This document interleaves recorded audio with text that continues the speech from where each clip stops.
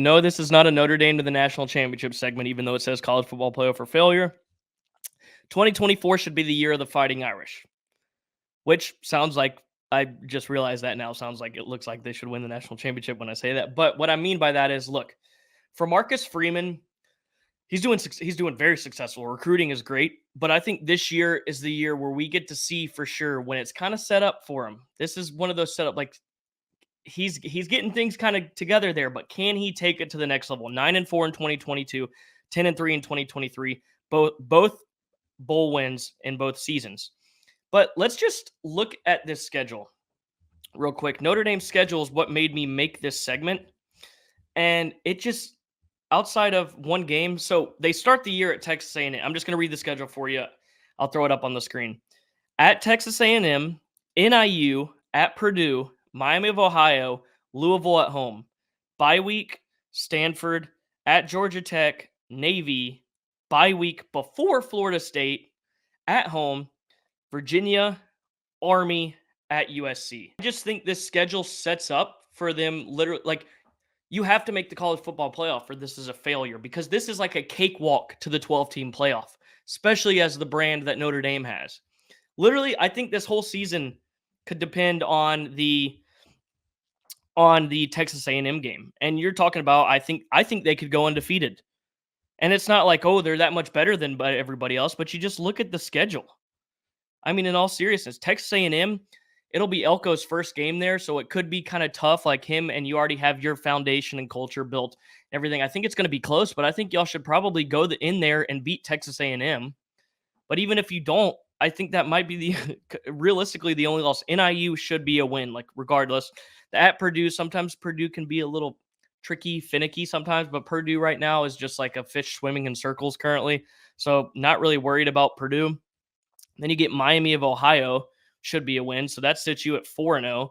Then you got Louisville, and you have Louisville at home this year, which I think you should smack them. Last year, y'all played them at the right time.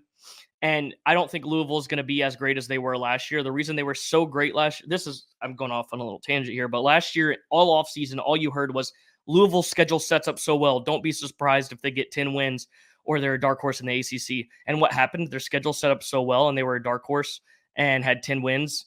And then everyone was like, oh my God, like Louisville's so good. What? I'm like, guys, we all talked about this in the offseason. Everyone said they're going to like have the chance to win 10 games. Their schedule's so easy. They weren't really that good, and they played good. Like Kentucky smacked their ass. Like they weren't really that great, and they just ended up playing y'all at the perfect time last year. So I think y'all this year, y'all should spank them. So that's another win. Then you have a bye. Then you get Stanford at home. Just don't worry. The Georgia Tech game could be weird.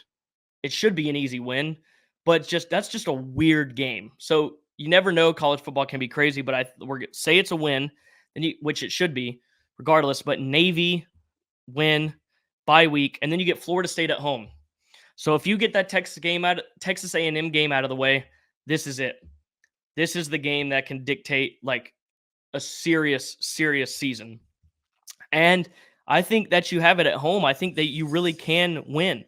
Like Florida State, I don't think they're still going to be a really good program, but I don't know if this year they're necessarily going to be as great as they were last year. A lot of just new pieces, new additions, can't really predict anything. But right now, I think Notre Dame, like this should be like a 70-30, which I know feels kind of high right now and early, but you get them at home late in the season and you will both kind of figure out who you are at that point. That could be a huge game, but I think that could be a win right there. Then you have Virginia, which is like the worst team in Power 5, the program currently. It's, Indiana, but then you have a bye. Then you have at US. Don't even get me started about Lincoln Riley. Like, I know it's a rivalry game, so you never know, but I think you should win that game. I just don't believe in Lincoln Riley and as a head coach, and they don't have Caleb Williams.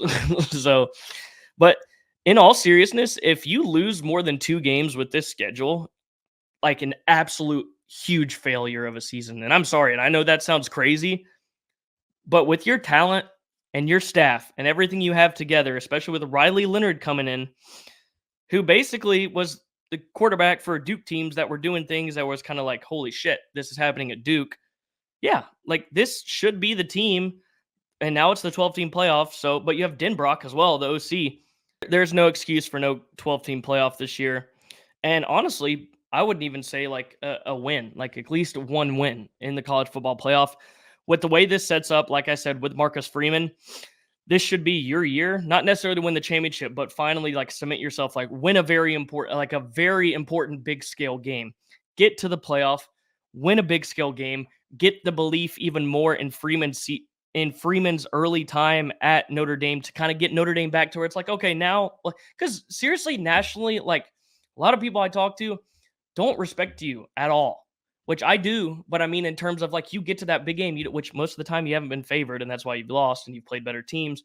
But not a lot of people view it that way. They just see it and they're like, oh, we're so tired, Notre Dame, which is really weird why everyone hates you. But it's just like it's a meme at this point now. People just think it's funny to do it, so they ingrain it in their head to hate Notre Dame.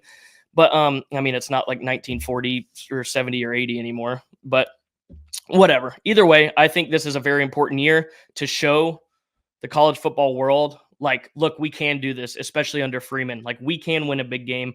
We have a manageable schedule.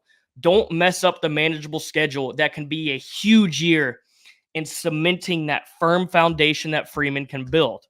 You can use this year with a great win, especially one in the playoff, to vault this program back to where it should be.